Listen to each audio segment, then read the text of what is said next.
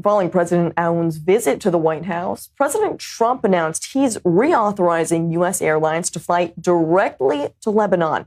There's been a ban on direct flights for more than 40 years, ever since Hezbollah terrorists hijacked a plane in 1985. For the time being, the State Department still has a do not travel advisory for Lebanon for Americans due to ongoing security threats in the region. Let's get an update now from our I-24 News senior U.S. correspondent Mike Wagenheim joins us from the White House. Mike, how major is this reversal? What actually needs to happen before we could expect a true direct flight to Beirut?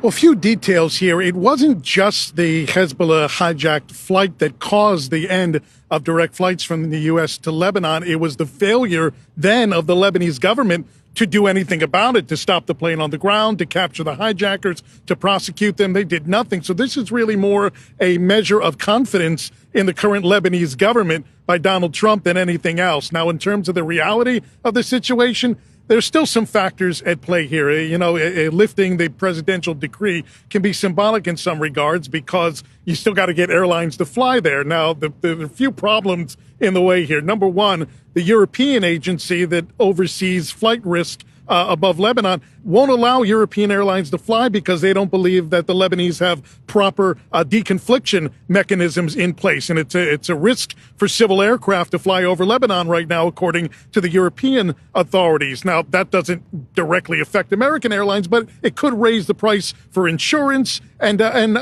could concern pilots and other staff. And so there's problems there. Number two, it's a matter of economics as well. There's about 690 people of Lebanese heritage here in the United States, at least identifying as such. Most of them, a huge portion of them, concentrated in Detroit and in Dearborn, Michigan. So are you going to get flights from San Francisco or even from New York? The economics of it are questionable right now. Doesn't mean that some airlines might not try to curry favor with the Trump administration or just to shake things up and try a new route. But economically, there's a question as if it's viable or not. However, again, baby steps, and this is it's not the be all end all of getting direct flights from the U.S. to Lebanon, but it's certainly a big step in doing so and lifting this decree and at least enabling American airlines to make that choice.